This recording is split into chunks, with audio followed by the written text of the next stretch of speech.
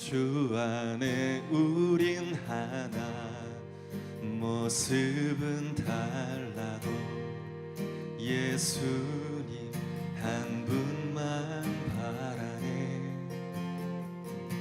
사랑과 선애로 서로를 격려해 따스함으로 보듬어가리. 주님 우리 안에 함께 하시니 형제자매의 기쁨과 슬픔 느끼네. 내 안에 있는 주님 모습 보네. 그분 기뻐하시네.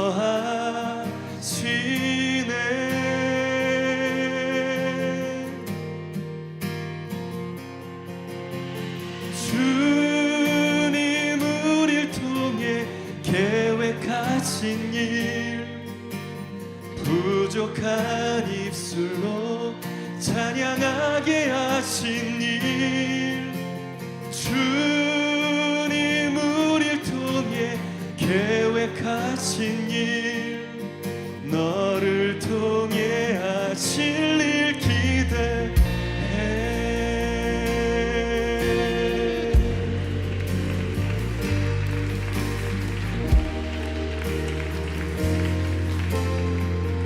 고백합시다. 주 안에 우린 하나, 주 안에 우린 하나, 모습은 달라도 예수님 한 분만 바라네. 사랑과 선행으로 서로를 격려해 따스함으로 보듬어가리. 주님 우리 안에 함께 하시니 형제자매의 기쁨과 슬픔 느끼네. 내 안에 있는 주님 모습 보네. 그분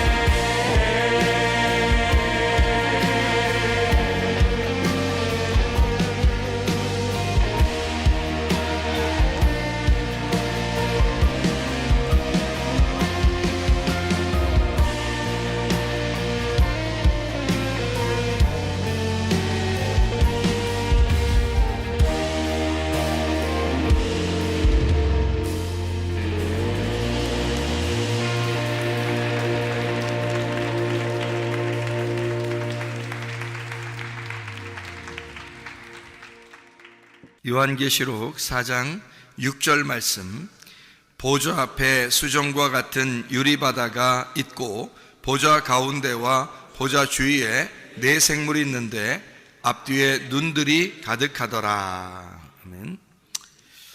요한계시록 15장 2절 말씀 보겠습니다. 요한계시록 15장 2절, 또 내가 보니 불이 섞인 유리바다 같은 것이 있고 짐승과 그의 우상과 그의 이름의 수를 이기고 벗어난 자들이 유리바다 가에 서서 하나님의 검은 고를 가지고, 그리고 이제 모세의 노래, 또 어린 양의 노래를 불렀다, 이제 이런 이야기가 있습니다. 모세의 노래하고 어린 양의 노래가 뭔지 여러분 아시죠? 뭔지요? 모세의 노래, 어린 양의 노래. 그게 뭐냐면, 모세 그러면 어디에 나오는 사람이에요? 성경에? 예? 모세 그러면 어디에 나오는 사람이에요? 구약에 나오는 사람이죠? 그러니까 어린 양은 어디 나오는 분이에요? 신약에 나오는 거죠? 그러니까 모세의 노래 그러면 구약을 말하는 거고, 어린 양의 노래 그러면 신약을 말하는 거예요. 그러니까 성경을 어떻게 볼 수 있냐면, 율법, 그러니까 구약이죠. 그리고 복음, 그러면 신약을 얘기하는 겁니다. 그러니까 모세의 노래와 어린 양의 노래를 함께 부르는 것은 무슨 뜻이냐면, 완성이 됐다 그 말이에요. 하나님 말씀이 완성이 되었다. 어떤 사람이 부른다고 그렇게? 유리바다를 걷는 자가, 유리바다가에 있는 자가, 그러니까 모든 과정을 다 통과하고 이긴 자가 그 노래를 부를 수가 있다, 그런 말이에요. 그러니까 이 성경의 모든 책은, 이 성경책은 말이에요, 노래예요, 노래. 모세의 노래, 어린 양의 노래, 노래라고 얘기해요. 그러니까 이 성경책 자체가 노래죠. 그러니까 우리가 이것을 노래로 보는 사람이 있고, 어떤 사람은 심판으로 보는 사람이 있겠지. 그러니까 노래로 보는 책이 돼야죠, 우리한테. 다 완성이 돼서, 우리 속에서 완성이 돼서 유리바다를 통과한 그런 말씀을 그렇게 보는 사람들이 돼야 되는데, 유리바다가, 이제 이 유리바다가 나오는 성경이에요. 유리바다는 어떻게 생겼을까? 유리바다겠죠? 유리바다. 유리바닥 아닙니다. 유리바다예요. 유리바다라는 것은 어떻게 된 모양이 어떨까요? 유리바다 그러면 여러분이 생각할 때 유리바다를 걷는다는, 바다는 바다인데 유리로 돼 있어. 그러면 어떻게 걷겠어요? 여러분 같으면 이제 크리스탈 이런 거겠죠. 그러니까 이제 수정 같은 그런 이제 맑은 거죠. 그런 유리같이 쫙 깔려 있는데 그걸 이제 바다처럼 건너가는 거예요. 그러니까 어떤 면에서는 불투명한 게 아니죠. 유리바다 그러면 무슨 의미를 여기서 나타내려고 그러냐면, 이제 투명한 걸 얘기하려고 하는 거예요. 투명하다. 그러니까 뭔가 이렇게 밝혀졌다, 빛이 있다, 이거 드러났다. 뭔가 유리바다 그러면 감추어지지 않고 드러나 있고, 이렇게 밝게 우리에게 알려졌다, 밝게 알려졌다는 의미를 부여해 주기 위해서 보인다 이 말이에요. 유리바다니까 보이게 다 알게 됐다 이런 말이에요. 그러니까 쉽게 얘기해서 성경을 알게 됐다 그 말이지, 유리바다가 됐다는 말은 알게 됐다 그 말이고요. 성경을 아는 사람은 영생함을 얻죠. 그리고 성경을 안다는 사람은, 영생함 얻는다는 사람은 어떤 의미냐면 이긴 자가 돼야 되는 거죠. 그러니까 이긴 사람, 영생을 받는 사람, 유리바다를 걷는 사람, 성경을 알게 된 사람 같은 거죠. 같은 의미란 말이에요. 그러니까 유리바다를 걷는다 그러면 우리가 심판받기 위해서 걷는 게 아니고, 이거를 다 이제 알려졌다, 알게 됐다 그 말이에요. 그래서 성경을 알게 된 사람들, 그러니까 여러분과 제가 성경을 좀 알게 됐다 그러면 그게 뭔데요? 이게 생각할지 모르겠지만, 성경을 안다는 것은 전부예요, 우리에게. 하나님 말씀을 우리가 알게 됐다는 말은 이 세상에서 더 이상 우리가 요구할 게 있나요? 더 이상 우리가 바랄 게 있나요? 우리가 하나님 말씀을 알게 됐는데, 그러면 더 이상 바랄 게 없잖아요, 사실은. 그거예요. 그러니까 그렇게 되었다. 더 이상 다른 소망이 없어. 다른 바랄 게 없어. 이미 다 완성이 됐어. 성경을 알게 됐어. 그런 말이죠. 그래서 요한계시록의 19장을 여러분 한번 봐봐요. 요한계시록 19장에 19장 9절 말씀 보면 이렇게 되어 있습니다. 요한계시록 19장 8절에 보면 깨끗한 세마포를 입었는데 이 세마포는 성도들의 옳은 행실이로다 그렇게 되어 있거든요. 그러니까 옳은 행실이로다 그렇게 되어 있다는 말은 착한 일 좀 해라 그런 말 아니에요. 그러니까 기독교인들은 무조건 착한 일 해야 돼 이런 의미를 얘기하는 게 아니라 그 옳은 행실이로다라고 하는 게 어떤 의미냐면은, 자 보세요. 세마포가 흰 세마포예요. 흰 세마포라는 말은 색깔이 있다는 말이에요, 없다는 말이에요? 색깔이 없다는 말이죠. 색깔이 없다는 말은 뭔가 색깔이 끼어있지 않다는 얘기니까 색깔이 빠졌다는 얘기예요. 그죠? 그러니까 흰 세마포라는 말은 옷이라고 하는 게 성경에서 흰 세마포를 입었다 할 때 여기서 19장에 이렇게 쭉 이렇게 보면은 말이에요. 흰 옷을 입고 백마 타고 가시는 분이 계셔요. 예수님이거든요. 그 뒤를 따라가는 게 신부들이에요. 그 신부들도 그 옷을 입고 따라가거든요. 흰 옷을 입고 따라가요. 그러니까 이게 이제 어떤 의미냐면 로마서 13장 12, 14절에 빛의 갑옷이거든요. 빛의 갑옷. 그러니까 이 신부들은 그리스도의 신부들, 그리스도를 따라가는 그리스도인들은 예수를 따라가면서 전쟁을 하게 되는데 그 신부는 전쟁을 하는 자, 전쟁을 하는 자가 신부들이에요. 그러니까 이게 참 아이러니컬하죠. 흰 세마포를 입고 전쟁을 하러 가는 거예요. 예수님이 전쟁하러 가니까 우리도 흰 세마포 입고 전쟁하러 나가는 건데, 이게 이제 어떤 사람만 예수의 편에 설 수 있냐면 색깔이 빠진 옷을 입은 자, 다시 말하면 빛의 갑옷을 입은 자예요. 그게 로마서 13장 12, 14절이야. 빛의 갑옷. 그게 그리스도라고 돼 있죠. 빛의 갑옷 자체가 그리스도라고 돼 있어요. 에베소서 6장 11절 13절에 보니까 전신갑주가 나와요. 이 전신갑주가 어떻게 생겼어요? 진리의 허리띠, 의의 흉배, 평안의 복음의 신발, 믿음의 방패, 구원의 투구, 성령의 검, 말씀을 가져라 그랬죠. 그러니까 이 모든 게 다 뭐냐면 진리의 허리띠, 뭐예요? 말씀이죠. 진리의 허리띠니까.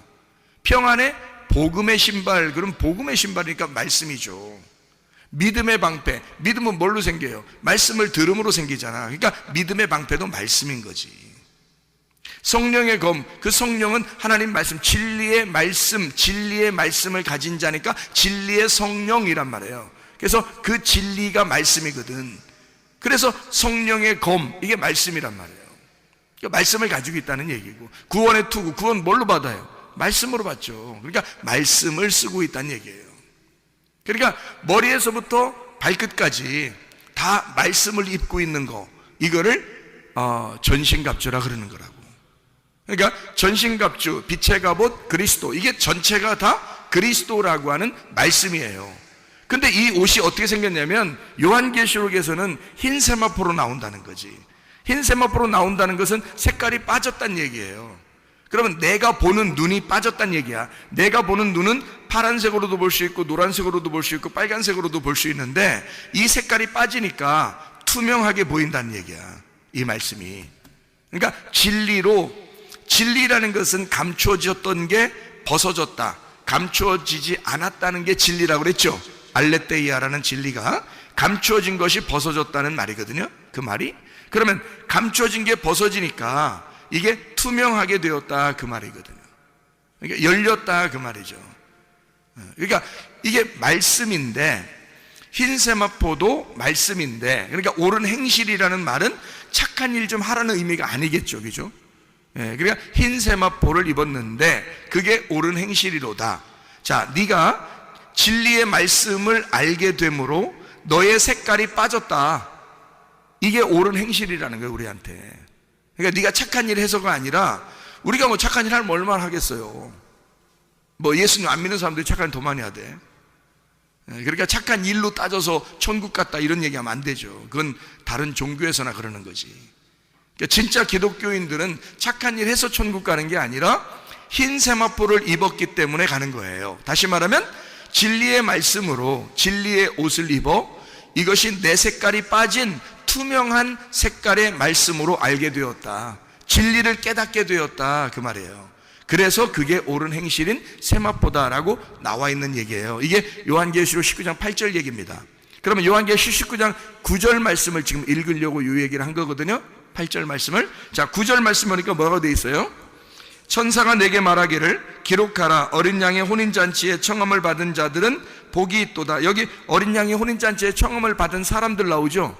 어린 양의 혼인잔치에 청함을 받은 사람들이 복이 있도다 라고 하고 또 내게 말하기를 이것은 이라는 게 뭐예요? 이것은 이라는 게 뭐예요? 그러니까 여기서 한국말로 이것은 이라고 썼으니까 그래요. 그러면 이제 이게 사람이 아니라고 생각되는 거거든. 그래서 이제 헷갈리는 건데 이것은이 잘못된 해석이에요. 여기에 요 말이 이것은이 아니라 이 사람들은 이란 말이거든요.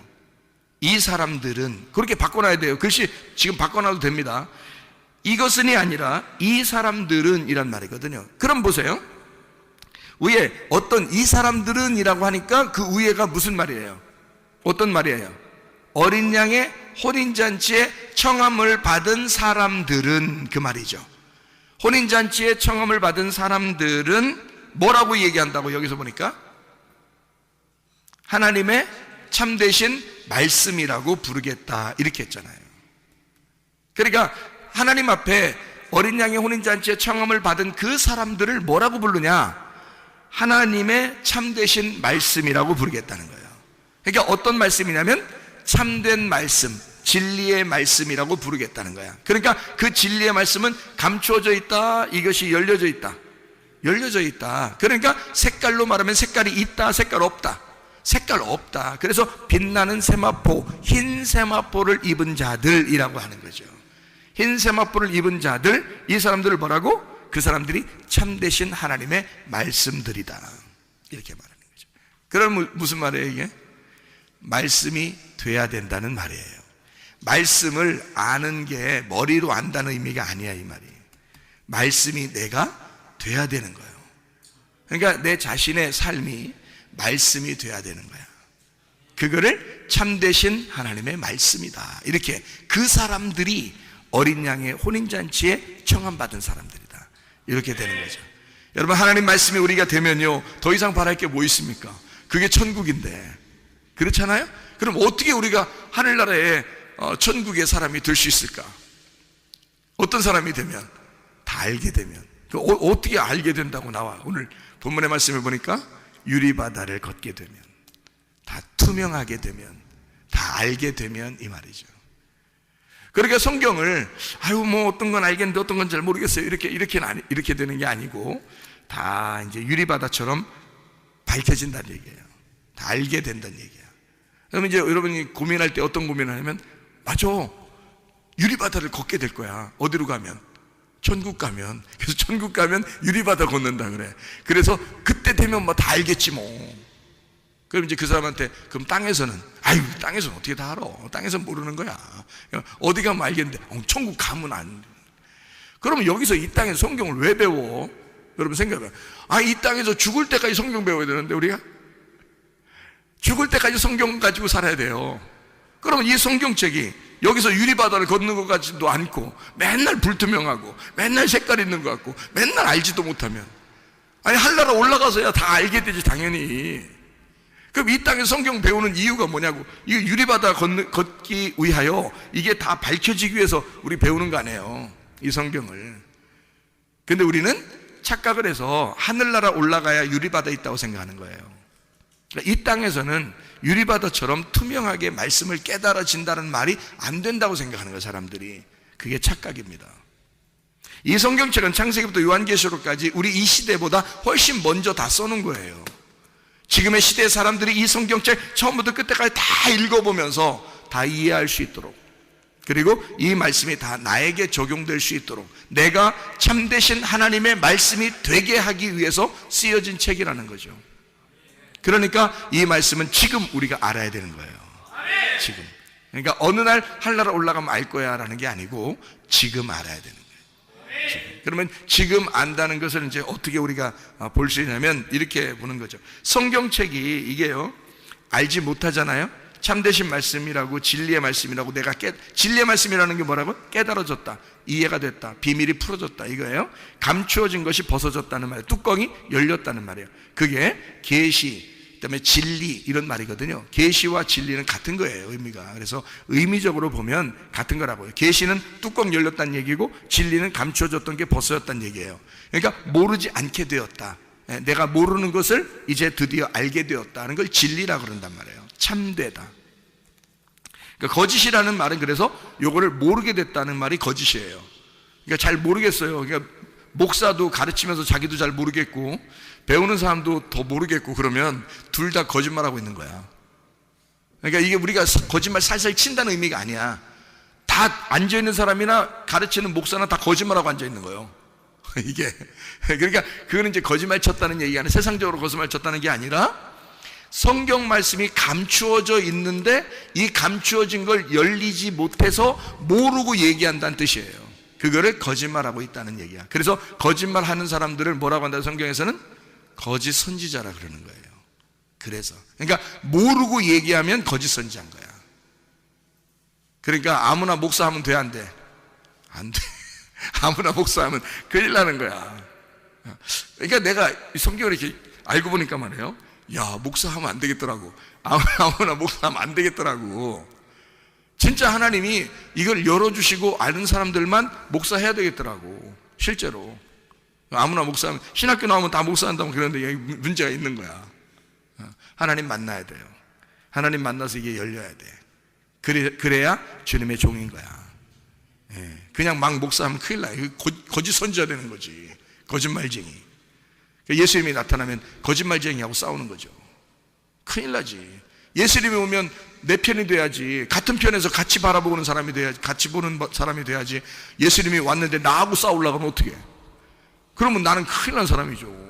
그런 사람한테 배우는 사람들은 더 큰일 난 사람들이고, 뭣도 모르고 그냥 막 당하는 거야. 그냥 큰일 나는 거죠. 그래서 여러분과 제가 이 말씀을 제대로 잘 파악하고 깨달아 아는 것이 중요하다.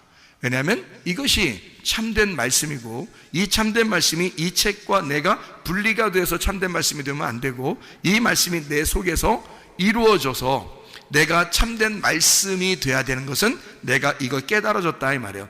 투명한 유리바다가 됐다 그 말이죠. 그러면은 내가 말씀이 깨달아졌다 이렇게 돼야지 참된 말씀이 되는 거예요. 그러니까 우리는 참된 말씀이 되기 위해서 말씀 배우고 참된 말씀을 되기 위해서 우리가 가르쳐 주는 거예요. 그렇게 그것 때문에 하는 거야.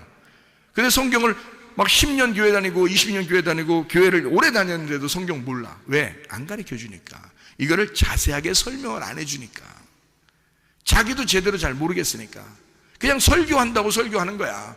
그런데 사실은 성경을 하나하나 이거를 가르쳐 줘야 된다는 거예요. 그래서 깨달아 알고 있어야 된다는 거지. 적어도 이것을 전체적인 윤곽을 깨닫고 그 안에서 말씀들을 알고 있어야 되는 거죠. 만약에 성경을 모르는데 그냥 성경만 들고 있어 이렇게, 아유 성경 뽐나잖아 이렇게 들고 다니면 좀 뭐 같잖아. 성경 이렇게 딱 들고 다니면 좀 뭐 같잖아요. 어제도 장례식이 있었는데 장례식 거 예배 드리러 갈 때 제가 어떻게 했어요? 이 성경책 가져갔죠? 이 성경책 들고 있는 거 이게 좀 낡았잖아요. 손을 하도 이렇게 만지니까 성경이 이렇게 낡았거든요. 낡아서 이렇게 다 있으니까 성경 많이 본 사람 같잖아. 응? 이렇게 들고서 그래서 예배 드리러 딱 가면 폼이 벌써 나잖아요. 이렇게 성경이 낡아 있으니까. 그러니까 다 이런 성경책 다 이제 이렇게 싹 보여주면서 한번 그 다음에 다 이제 펴서 이제 예배를 드리면 굉장히 은혜스럽단 말이에요. 자, 이러면 이제 뭐냐면 우상숭배가 되는 겁니다. 이게 왜 무슨 말이냐면 이게 성경을 이렇게 들고 다니면서 이렇게 폼을 딱 잡아. 이게 벌써 우상숭배 안 해? 이 성경이 뭔데? 이 성경이 내 속에 들어와서 내가 말씀이 돼야 되는데 이 성경책이 나와 분리가 돼서 따로 이렇게 보여진다 그러면 이 말씀이 뭐가 되냐면 우상숭배가 된다는 얘기예요. 그걸 우상이라 그런다고. 우리 성경 한번 찾아볼까요? 데살로니가전서 1장 9절. 데살로니가전서 1장 9절입니다. 뭐가 되어 있냐면 이렇게 되어 있어요. 그들이 우리에게 대하여 스스로 말하기를 우리가 어떻게 너희 가운데 들어갔는지와 너희가 어떻게 우상을 버리고 하나님께로 돌아와서 살아계시고 참되신 하나님을 섬기는지와 이렇게 되어 있거든요. 그러니까 우상을 버렸다는 얘기가 나오고 그리고 참된 하나님의 말씀을 배웠다는 얘기가 나옵니다. 그죠? 그러니까 우상적으로 믿음을 가지고 있었던 사람들도 있었다는 얘기예요. 근데 그걸 버리고 참되신 하나님 말씀께로 돌아왔다 이렇게 얘기하잖아요. 그죠? 여기 요한계시록도 우리가 한번 봐요. 요한계시록 13장 14절 말씀이에요. 짐승 앞에서 받은 바 이적을 행함으로 땅에 거하는 자들을 미혹하며 땅에 거하는 자들에게 이르기를 칼에 상하였다가 살아난 짐승을 위하여 우상을 만들라 이러잖아요. 그러니까 짐승은 우리에게 뭐라고 얘기해요? 야, 우상 만들어 이러잖아요. 우상 만들어. 그런데 하나님은 우리에게 뭐라고 얘기하냐면 너 우상을 버리고 내게 와라 그러잖아요. 그러니까 짐승은 우리에게 우상 만들어라 그러고 진짜 하나님의 말씀을 가진 자는 우상을 버리고 오라고 하잖아요. 그렇죠? 그러니까 우상은 뭐냐? 요거는 이제 우리가 알아야 되겠잖아요. 여기서 말하는 우상이라는 말, 다시 말하면 우상을 제거해야 되니까 우상이 있으면 제거해야 되잖아요. 그러니까 우상이 있으면 제거해야 되니까 우상을 뭔지를 알아야 되는, 이게 우상이 무슨 뜻인지를 알아야 될 거 아니에요. 그죠? 이게 뭐냐면 우상이라는 단어가 에이돌론이라는 단어예요. 에이돌론. 이 에이돌론이라는 단어가 뭐냐면 형상입니다. 형상. 모양이에요. 모양, 형상. 이렇게 모양을 가진 거예요. 에이돌론. 이게 어디서 나온 단어냐면 에이도스에서 나온 단어예요. 에이도스. 에이도스에서 나온 단어가 에이돌론이라는 단어거든요.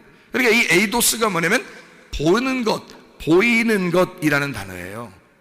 이 에이도스라는 단어는 에이도에서 나온 단어예요. 에이도가 본다라는 말이거든요. 본다. 그러니까 보는 것에서 나오는 거예요. 우상이. 그러니까 우상은 보여지는 거예요. 겉으로 보여지는 게 우상인 거예요. 제가 왜 성경책을 이렇게 들고 다니는 게 왜 우상이다라고 얘기하는 거냐면, 아니 들고 다니지 말라는 게 아니에요. 그럼 어떡할까요? 이거 뭐 발로 차고 다닐게요. 자동차에다 집어 던져놓고 막 다닐게요. 어떡할게요? 이거 들고 가야지. 그런 의미로 이제 내가 우상이란 얘기하는 게 아니라 이 말씀이 네 속에 들어가야지 왜 이 성경책이 너하고 분리돼서 사느냐 이 얘기를 한 거지 제가. 그죠? 네 안에 들어가면 안 보일 텐데 이 말씀이 네 속에서부터 나와서 밖으로 보여지면 그걸 우상이라 그런다. 그 얘기를 하려고 했던 거잖아요. 그러니까 우상이라는 말은 적어도 보는 것, 보이는 것에서 나오는 단어란 말이에요. 그러니까 보이는 형상, 모양을 가지고 있다. 이것이 우상이다. 이런 얘기입니다. 한마디로 말하면 우상이라는 말은 보인다는 말이니까 겉으로 보여지는 것을 의미하니까 표적과 기적도 겉으로 보여지는 거죠. 예, 표적과 기적도 겉으로 보여지는 거예요. 그러니까 표적과 기적을 바라고 기대하고 이런 사람들은 맨날 그거 한번 보면 되는 거지. 한번 보였든지 그거 보려고 했는데 보이는 게 아니라 그냥 가만히 있는데 보였다든지 가만히 있는데 들렸어. 그럼 그럴 수도 있는 거지. 근데 그걸 갖다 계속 그걸 추구하는 사람들이 있어. 계속 그거를 따라. 그래서 꿈에도 한 번 더 봤으면 좋겠다. 그냥 표적도 더 봤으면 좋겠다. 기적도 더 봤으면 좋겠다. 그냥 환상도 더 봤으면 좋겠다. 뭐 음성도 더 들었으면 좋겠다. 계속 그걸 추구하는 사람들이 있단 말이에요. 바라고 또 바라고 또 바라고 또 바라고. 그런 사람들 지금 말씀을 몰라. 성경을 가만히 진득이 앉아서 성경을 봐야지. 성경을 읽고 성경을 배워야 되는데 그럴 시간보다는 막 기도해서 어떻게든지 보고 싶어 하는 거야. 그건 다 우상이에요. 보이는 거. 이런 걸 우상이라 그러는 거야. 하나님 말씀을 진드감치 앉아가지고 하나님 말씀을 자꾸 배워야지. 말씀으로 너희가 기도하고 말씀을 알고 얘기를 해야지. 근데 이거는 말씀은 자꾸 뒷전이고 자기는 뭔가 다른 걸 자꾸 보고 싶어 하는 거예요. 그것이 우상이란 말이에요. 우상, 내 안에 우상이 있다고 사람들이, 내 안에 우상이 있는 사람들이 있다고요. 또 내 밖에서 우상이 있는 사람들이 있다고요. 그러니까 내 안에서 우상이 있는 사람은 우상 때문에 그리스도의 신부가 될 수가 없어요. 우상 때문에. 여기 성경에는 요한계시록에 우상을 제거해야지 그리스도의 신부가 되거든. 근데 우상 때문에 신부가 못 되는 거야. 그러니까 우상을 빨리 제거를 해야지. 내 안에 있는 우상을 제거해야지. 다시 말하면 내 안에 나의 우상, 나의 바알, 나의 남편, 내 안에 있는 나의 우상을 제거해야죠. 그게 우상이니까 내 속에서 드러난 것은 내가 이런 게 우상이었구나, 내가 잘못된 걸 자꾸 기대하고 바란 게 있었구나. 그럼 빨리 제거하셔야지. 내 안에 있는 거면. 내 안에서 이런 우상이 자꾸 속에서 생각나는 것이 있다면 이걸 빨리 제거해야지. 이게 나를 무너뜨리는 바알이니까. 왜냐면 바알신이라는 게 뭐냐면 성경에서요, 잘 알아야 돼. 바알신, 구약 성경에 보면 바알신 숭배하다가 망했거든. 근데 그 바알신이 뭐냐면 풍요로운 신이에요, 여러분. 풍요로운 신. 바알이라는 게 풍요로운 신이잖아요, 여러분. 풍요를 달라고 한 거거든요, 그 사람들이. 그래서 그 바알신을 숭배한 거야. 그게 하나님이라고 부른 거예요, 그 사람들은. 하나님, 풍요롭게 해주세요. 좀 잘되게 해주세요. 뭐 이런 얘기거든요. 그럼 여러분은 그런 기도 안 하나요? 잘되게 해주세요. 풍요롭게 해주세요. 이러잖아요. 그럼 벌써 지금 누구한테 얘기한 거예요? 지금 진짜 하나님한테 얘기한 거 맞아요? 아니면 바알에게 얘기한 거야? 바알에게 얘기했을 가능성이 너무 많은 거지. 왜냐하면 나를 풍요롭게 해주세요라는 게 바알이란 말이에요. 바알. 그게 내 남편이 나를 책임져야 되니까 하나님 남편은 이 땅에서가 아니라 우리를 하늘나라로 옮기는 거잖아요. 하늘나라로 옮기는 건데, 이 땅의 바알은 안 그렇다고. 이 땅의 바알은 나를 이 땅에다가 심어 놓으러 간다고. 그러니까 이 땅에서 무조건 너는 잘 돼야 돼. 그래서 땅에서 아예 그냥 너 살만 나게 해줘야 돼. 그래야 이 사람이 이 땅을 그리워하고 하늘나라를 소망하지 않죠. 근데 이 땅에서 힘들면 힘들수록 어떻게 해? 하늘나라를 소망하게 되지. 하늘나라의 남편은 하늘나라로 오라고 하는 거고, 하늘나라 남편은 나를 이 땅에서 너 정착하지 말고 이 땅에서는 나그네처럼 살고 하늘나라에 빨리 올라와라 이러잖아요. 그죠? 하늘나라의 소망을 가지고 먼저 그 나라와 그의 의를 구하고 너 하늘나라에 올라와라 그러지 않겠어요? 근데 땅에 있는 바알, 땅에 있는 남편은 우리 보고 뭐라고 하겠어요? 자꾸 땅에서 더 잘 되고 땅에서 땅을 그리워하고 하늘나라 갈 생각하지 말고 그냥 여기서 더 잘 살아, 이런 얘기 할 거 아니에요. 가만히 생각해 보라고요. 그러니까 내가 보이지 않는 소망을 가지고 하늘나라, 보이지 않는 하나님을 사랑할 거냐, 내가 보이는 이 세상을 사랑할 거냐. 너는 지금 네 속에 우상이 있느냐 이 말이에요. 네 속에 드러난 우상은 제거해야 되고 네 속에 드러나지 않은 우상은 드러나게 해야 된다는 거예요. 그게 말씀입니다. 하나님의 말씀으로 네 속에 우상이 있는 것을 드러나게 해야 된다는 거고, 드러난 우상, 이게 우상이구나, 내가 추구하는 게 이런 게 우상이었구나 라는 건 제거하셔야 된다 그 말이에요. 우상을 제거해야 그리스도의 신부가 된다고요. 근데 사람들이 우상을 제거하려고 생각하지 않아. 그러니까 우상을 제거해야 그리스도의 신부가 된다고 성경에 분명히 말씀하잖아요. 주님을 따라가는 주의 신부들은 흰 세마포를 입어야 된다고요. 자기의 색깔을 가지면 안 된다고요. 화려함을 추구해서는 안 된다고요. 색깔이 없는 자가 돼야 된다. 오직 투명하게 그 말씀을 보는 사람이 돼야 된다는 거지. 말씀을 우리에게 주시길 원하죠. 하나님께서. 생각을 해보세요.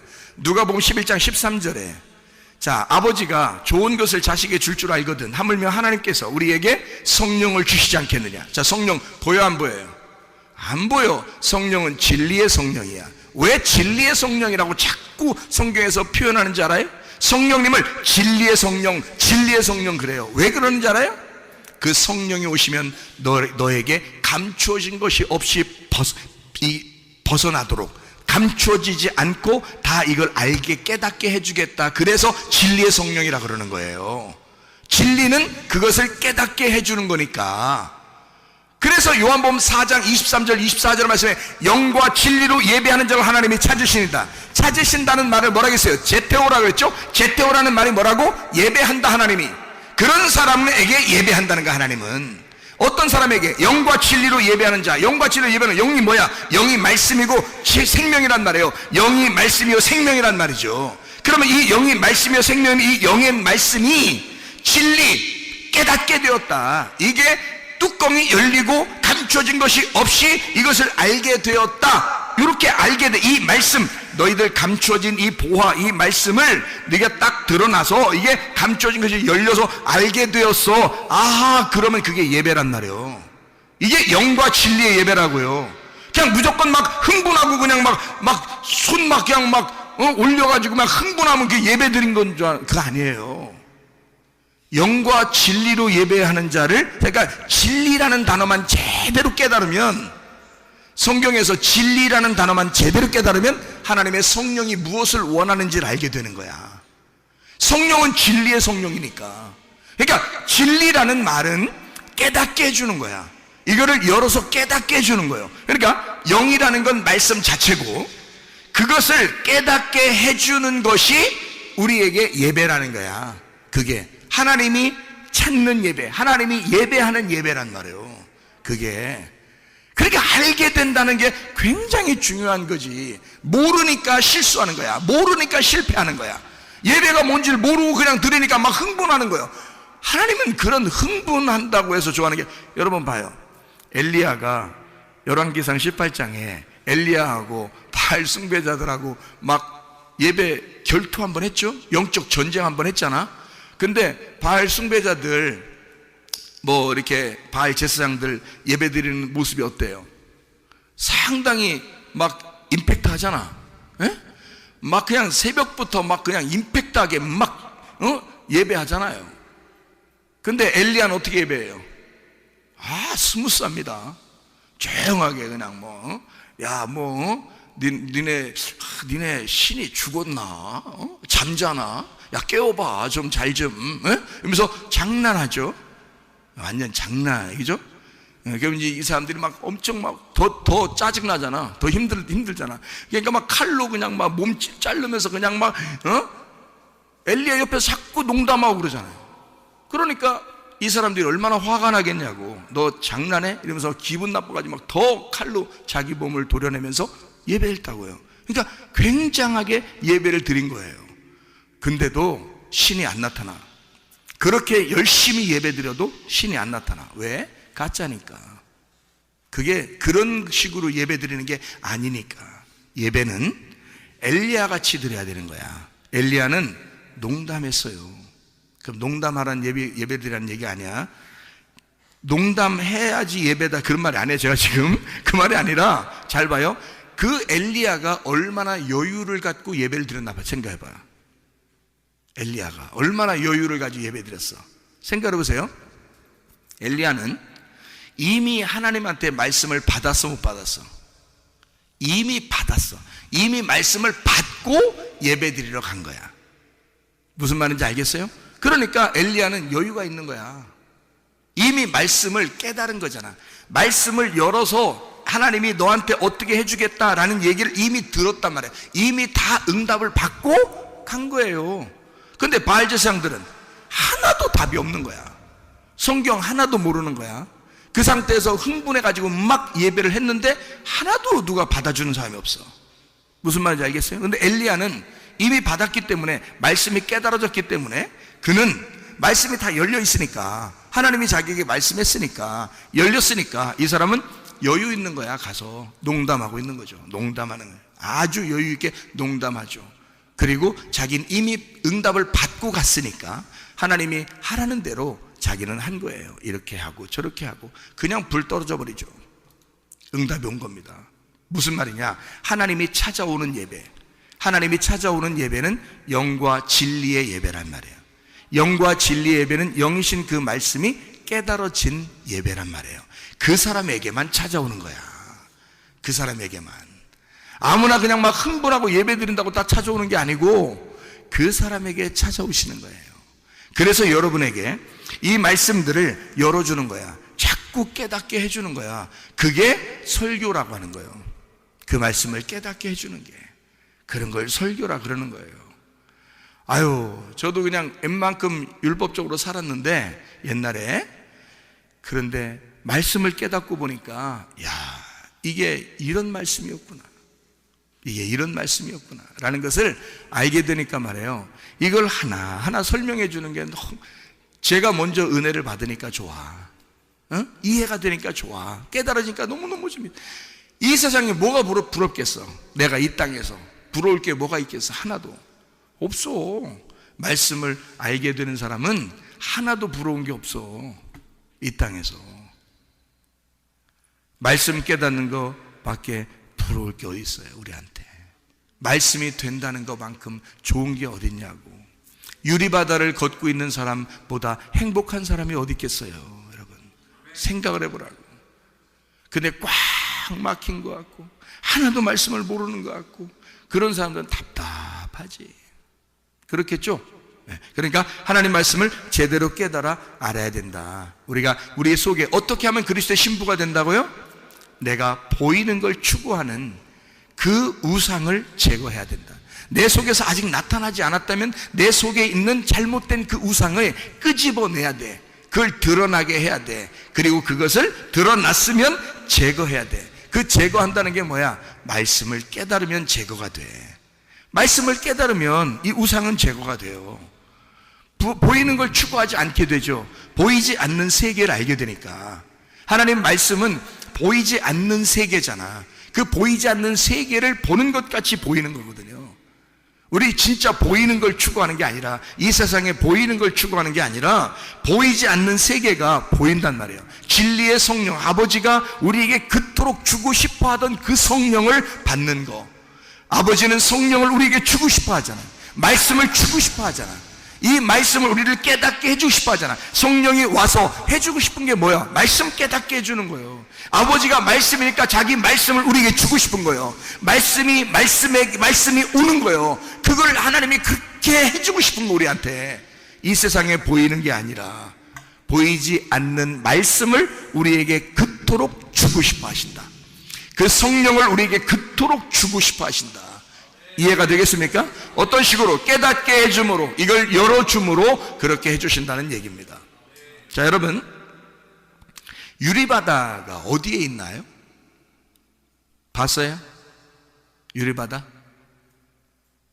유리바다 봤어요? 어디 있나? 이 세상에는 없겠죠? 그럼 하늘나라에나 있겠지. 그럼 우리 하늘나라나 가서 또 유리바다 걸어야 되는 거예요? 여기선 못 걷는 거예요? 성경 말씀에 분명히 있다 그랬죠? 오늘 읽은 말씀에도 분명히 있다 그랬죠? 유리바다라는 게. 그러면 바다가 육지라면 그럼 그냥 걸어가면 되겠지? 근데 이 바다라는 말이 어디에 막 나와요? 바다라는 말이 땅 밑에 있는 게 바다겠죠? 땅 밑에 있는 게 바다야. 그런데 이 바다라는 거는 이스라엘 사람들한테 이렇게 물어보니까 바다는 좀 물이 많으면 바다래요.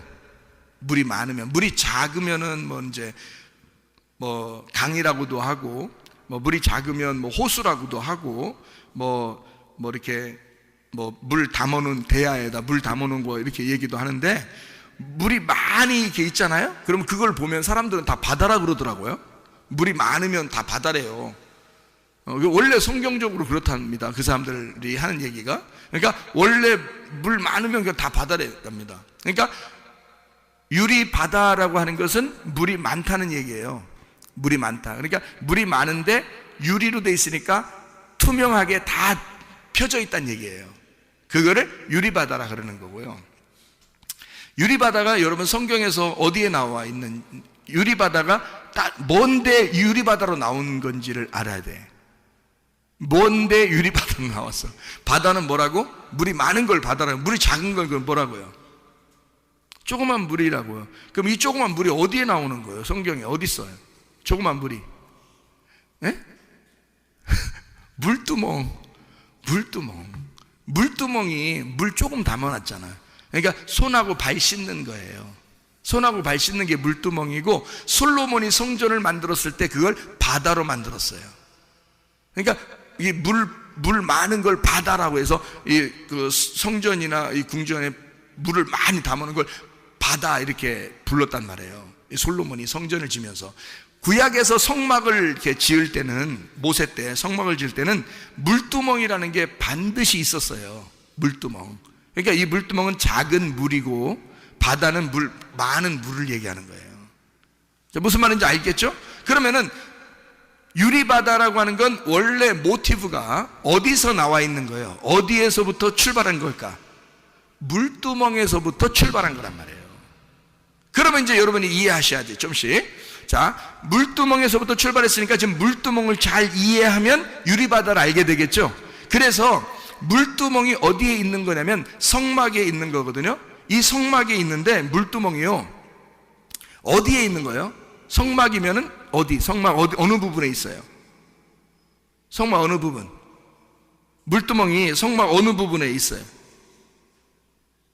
봐요. 성막이 어떻게 생기냐면 뜰, 성소, 지성소 이렇게 돼 있거든요. 어디에 있죠? 물두멍이. 지성소에 있나? 지성소에 있는 게 아니죠. 뜰에 있죠, 뜰. 그죠? 그러니까 뜰, 성소, 지성소에서 물두멍은 뜰에 있어요. 뜰이면은 성막에 들어갈 때 입구예요? 아니면 마지막에 있는 데예요? 입구죠. 입구면은 시작하는 데예요? 끝난 데예요? 시작하는 데라고. 그러니까 물두멍은 시작하는 거였거든. 물두멍은. 그런데 이 물두멍이 커지면 뭐가 된다고요? 바다가 된다고. 근데 이 바다가 되는데, 이게 커지면 바다가 되는데, 이 바다는 여기 성경적으로 말하면 물바다가 아니라 물바다가 아니라 유리바다가 된다는 거예요. 유리바다. 그러면 이 유리바다라는 말도 사실 어디에 있는 이야기를 쓰고 싶은 거예요. 어디에 있는 얘기를. 물두멍이 있는 곳을 어디라고 그런다고요? 성막이라 그런다고. 그러면 이걸 성전이라 그러죠. 성전, 성막 이렇게 되는 거거든요. 이 성막, 성전은 누구의 모형대로 만드는 거예요?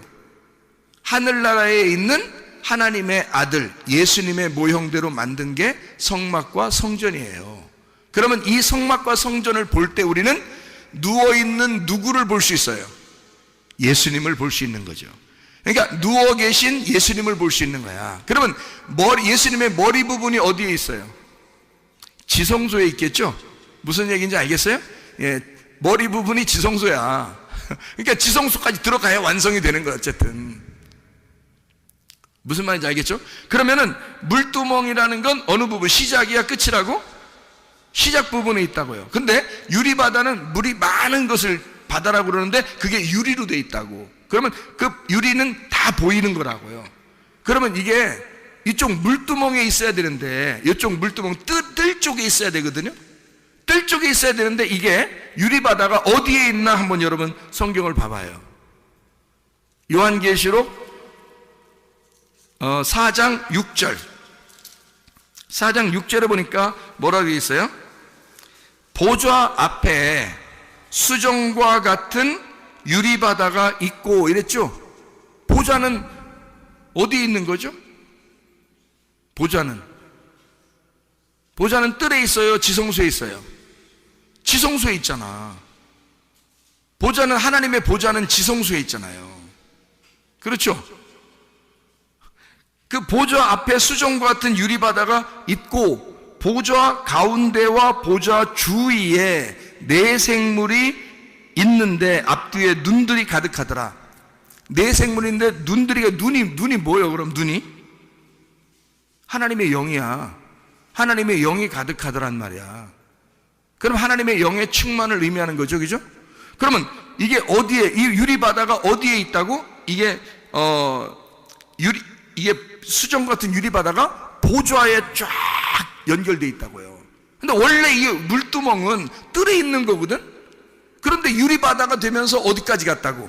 지성소의 법궤까지 갔다고.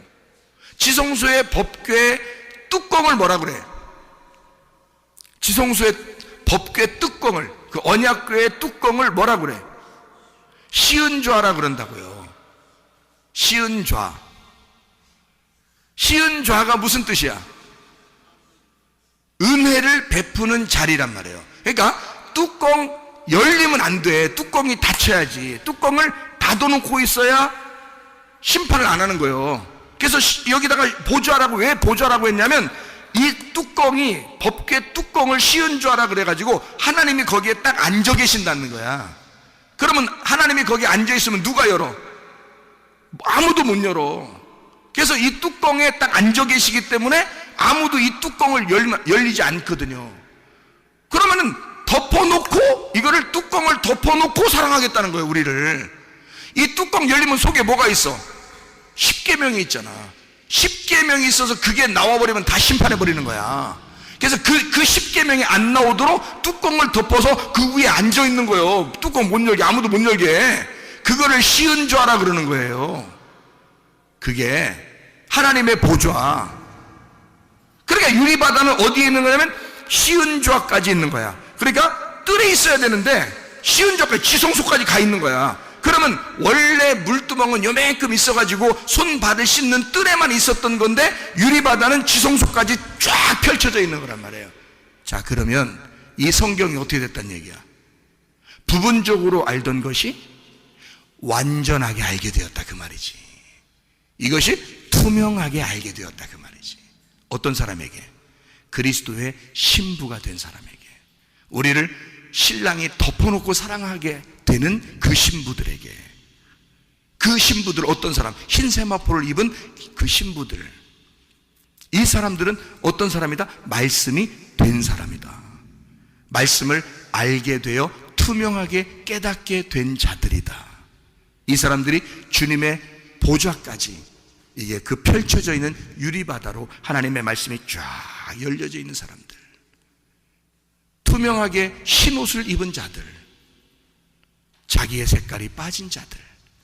그래서 자기의 신부들을 어떻게 사랑한다? 주님이 어떻게 그냥 사랑한다? 덮어놓고 사랑한다? 덮어놓고 사랑하는 거예요. 우리를. 여러분, 하나님이 우리를 덮어놓고 사랑하니까 진짜 사랑인 거예요. 우리 다 따지고 사랑하면 어떻게 사랑해? 우리를 다 하나하나 따져서 사랑하면 우리 사랑 하나도 못 받아. 근데 하나님 우리를 다 아셔. 너희들이 어떤 사람인지를, 어떤 인간인지를 다 알아. 사람 같지도 않은 사람인 거 다 알아. 그래서 주님은 우리에게 내가 이 뚜껑 열지 못하게 앉아 있을 거야. 내가 있는 한, 내가 앉아 있는 한 이 뚜껑은 아무도 열지 못할 거야. 나는 이 뚜껑 덮어놓고 너희를 사랑할 거야. 그게 우리 주님의 사랑이십니다. 기도하겠습니다.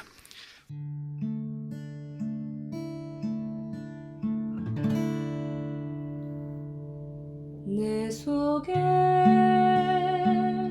내가 너무도 많아서 당신을 쉴 곳 없네. 내 속에 헛된 바램들로 당신을 변할 곳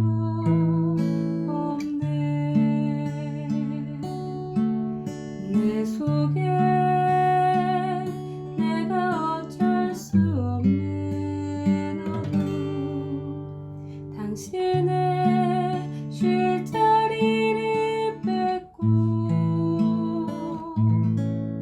내 속에 내가 이길 수 없는 슬픔, 무성한 가시나무 숲 바람만 불면 그 메마른 다리 서로 부대끼며 울어대고 쉴 곳을 찾아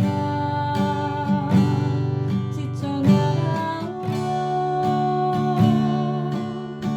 어린 새들도 가시에 지며 날아가고 바람만 불면 외롭고 또 외로워 슬픈 노래를 부르던 날이 많았는데 내 속에